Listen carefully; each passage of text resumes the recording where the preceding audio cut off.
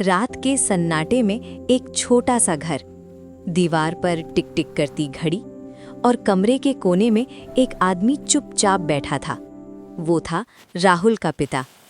थके हुए हाथ, धूल से भरे कपड़े और आंखों में एक अजीब सी शांति। उसके सामने रखा था राहुल का स्कूल बैग, जिसे वो धीरे धीरे ठीक कर रहा था। किताबों को सीधा किया, कॉपी के मुड़े हुए कोने ठीक किए और फिर बहुत प्यार से बैग को सहलाया, जैसे कह रहा हो, तू बस आगे बढ़, मैं पीछे से सब संभाल लूंगा। सुबह के 5 बजे पूरा घर सो रहा था, लेकिन वो आदमी जाग चुका था। रसोई में चुपचाप चाय बन रही थी, टिफिन तैयार हो रहा था, राहुल की यूनिफॉर्म इस्त्री हो रही थी। हर काम बिना आवाज के, ताकि राहुल की नींद ना टूटे। राहुल जब उठा तो उसे सब कुछ तैयार मिला, जैसे हर दिन मिलता था, लेकिन उसने कभी नहीं पूछा, ये सब कौन करता है? राहुल के लिए पापा का मतलब था डांट, सख्ती, नियम। जब भी पापा सामने आते, मोबाइल रखो, पढ़ाई पर ध्यान दो, समय बर्बाद मत करो। राहुल के दिल में धीरे धीरे एक दीवार बन गई। पापा मुझे समझते ही नहीं। उसे लगता था मम्मी मुझे प्यार करती हैं, लेकिन पापा, उन्हें तो बस मेरी गलतियां दिखती हैं।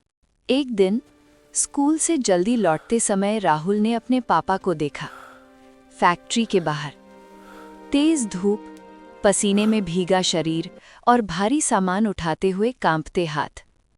राहुल कुछ पल के लिए रुक गया। उसने पहली बार अपने पापा को इस तरह देखा था, थके हुए, टूटे हुए, लेकिन फिर भी खड़े हुए।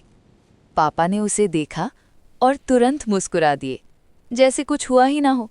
बेटा, घर जाओ, मैं आता हूँ। राहुल ने कुछ नहीं कहा, लेकिन उसके अंदर कुछ हिल गया था। स्कूल में फादर्स डे का कार्यक्रम था।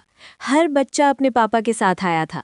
कोई गले लग रहा था, कोई हंस रहा था, कोई फोटो खिंचवा रहा था। राहुल एक कोने में खड़ा था।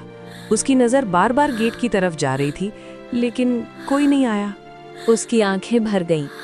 पापा के पास मेरे लिए समय नहीं है। अचानक स्कूल का गेट धीरे धीरे खुला।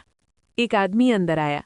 साधारण कपड़े, थका हुआ चेहरा, तेज तेज चलने की कोशिश। वो राहुल के पापा थे। उनकी सांसें तेज थीं, शायद दौड़कर आए थे।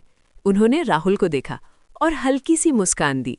बेटा, माफ करना, छुट्टी नहीं मिल रही थी, लेकिन मैं आ गया। राहुल की आंखों से आंसू गिर पड़े। वो दौड़कर पापा के पास गया, लेकिन इस बार कुछ अलग था। जब राहुल को स्टेज पर बुलाया गया, उसके हाथ कांप रहे थे, आंखों में आंसू थे। उसने माइक पकड़ा और धीरे से बोला, मैं हमेशा सोचता था कि मेरे पापा मुझसे प्यार नहीं करते। पूरा हॉल शांत हो गया, क्योंकि वो कभी मुझे गले नहीं लगाते, कभी आई लव यू नहीं कहते। उसकी आवाज़ टूटने लगी। लेकिन आज मैंने देखा कि वो सुबह 5 बजे उठते हैं, मेरे लिए काम करते हैं, मेरे लिए अपनी थकान छुपाते हैं। और आज वो काम छोड़कर यहाँ आए हैं। राहुल रोने लगा। मुझे अब समझ आया, पापा का प्यार बोलता नहीं है, लेकिन हर दिन जीता है। पूरा हॉल तालियों से गूंज उठा।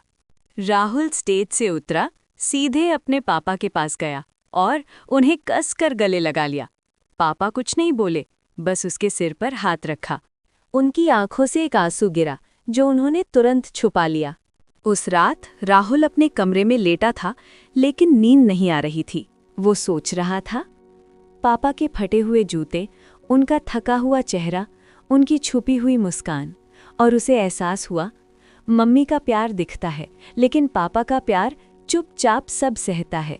अगली सुबह जब राहुल उठा, तो पहली बार वो खुद किचन में गया। पापा वहाँ खड़े थे, चाय बना रहे थे। राहुल पीछे से आया और धीरे से बोला, पापा। पापा मुड़े।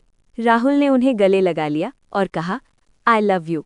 पापा कुछ नहीं बोले, बस मुस्कुरा दिए, लेकिन उस मुस्कान में पूरी दुनिया का प्यार था। जब माँ थक जाती है तो पिता संभालते हैं, और जब पिता थक जाते हैं तो वो चुप हो जाते हैं। सीख, पिता का प्यार कभी शब्दों में नहीं होता, वो हर त्याग, हर जिम्मेदारी और हर खामोशी में छिपा होता है, जो दिखता नहीं लेकिन पूरी जिंदगी संभालता है।